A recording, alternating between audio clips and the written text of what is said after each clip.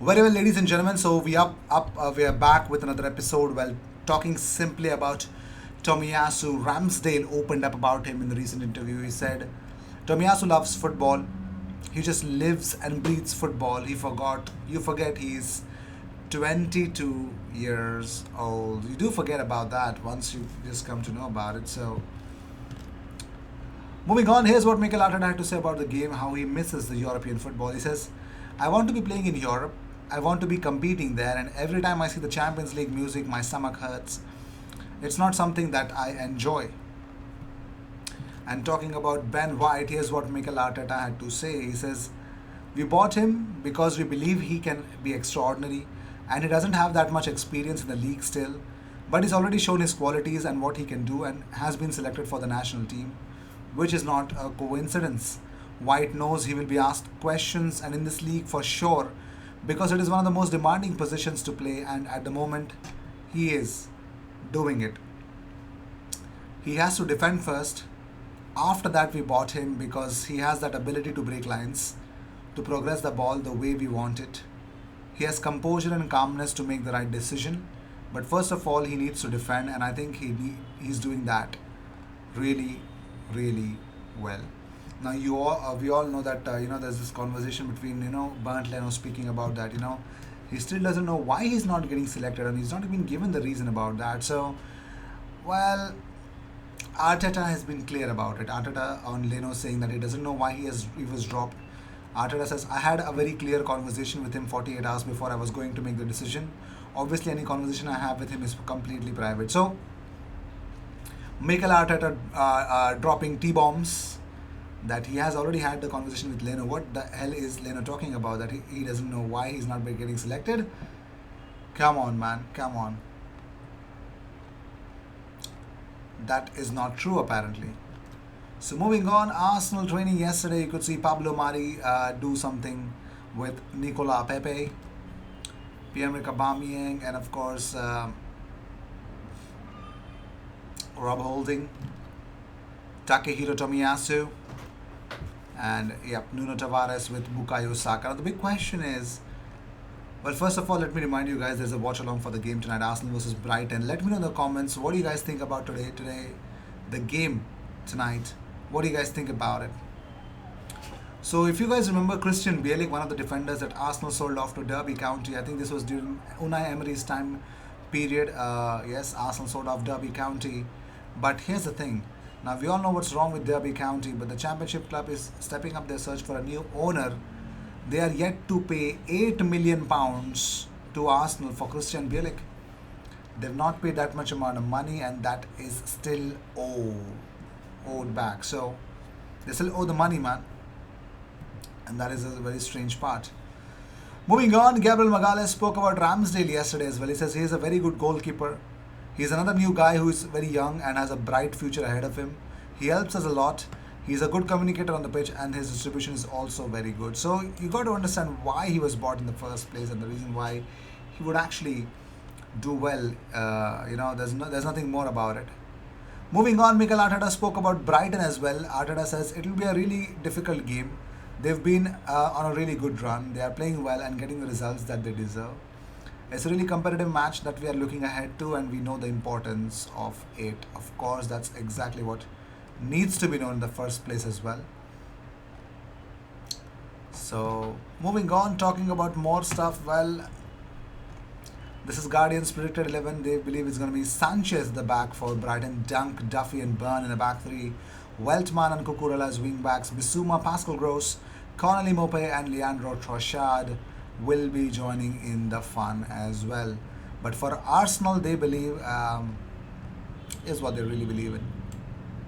It's going to be Aubameyang, Smith Rowe, Odegaard, Saka, Lokonga Partey, Tierney Tomiyasu, Gabriel White, and Ramsdale. Hardly a change in that Arsenal 11 according to Guardian. This is the playing 11 what they believe in. So let me know in the comments what is your playing 11 for Arsenal versus Brighton. Let me know. And by the way, Arsenal under 23 beat Brighton under 23 by 3-0 following Balogun scoring 2 goals, one of which was a penalty. And Salah Eddin and Patino had a wonderful game apparently, and Salah Eddin scored a goal as well. So Those are the ballers that are really balling up in the Arsenal under 23s. But the big question is, will they do it in the big team? Let's see.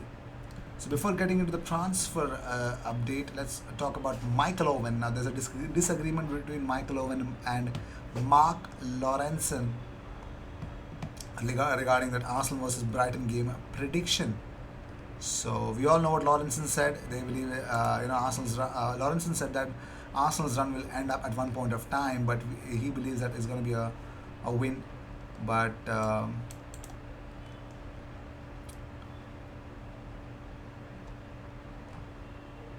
talking about Brighton, let's see what they say. Michael Owen says Brighton did not go top of the league, but it was a good point nonetheless at Palace on Monday night. Mopey's last-minute equalizer was a lovely finish. I'm so impressed with the job Graham Potter is doing down there, and think they can stay in the top 8. How quickly can things change in football? This time last month, Arsenal were in a crisis, and here we are a week after they dismantled Spurs in the North London derby. Don't get me wrong, I think Spurs were shocking in that first half, but Arsenal's play was excellent. In particular, the youngsters Smith Rowe and Saka were full of energy and quality. Brighton have history of being a bit of a bogey team for Arsenal. The Gunners have won just 2 of their last 7 against them, and the Seagulls are flying right now. I think Brighton can narrowly win this. We'll see. We'll see if Brighton can narrowly win this.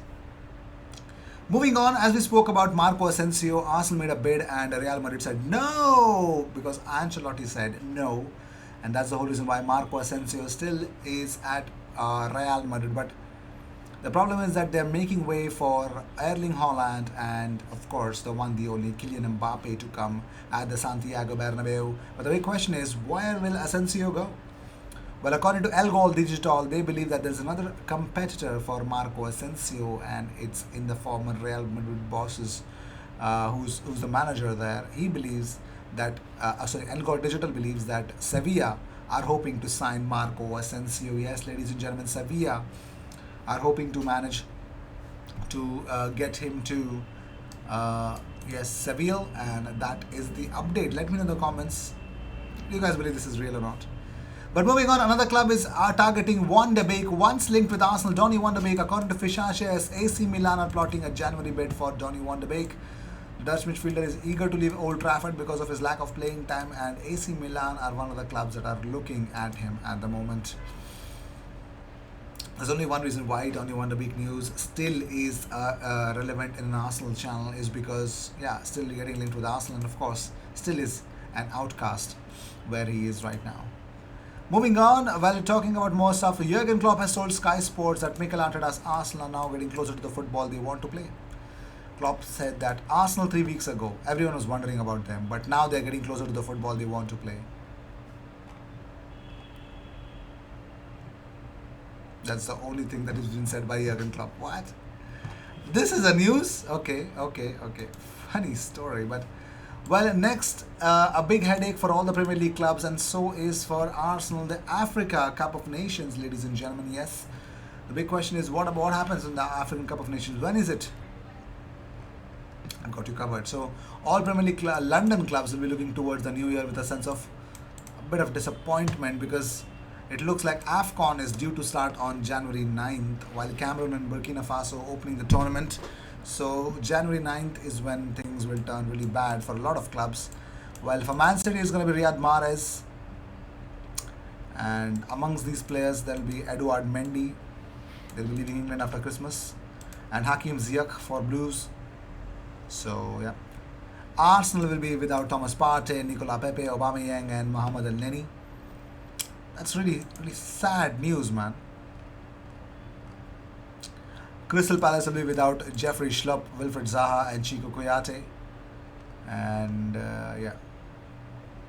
Brentford, the likes of Julian Janvier and whatever it is, and summer recruitment Frank Onyeka will be representing the respective countries. West Ham and Tottenham are not going to take as much as of a hit, but Hammers will only lose Arthur Masuaku.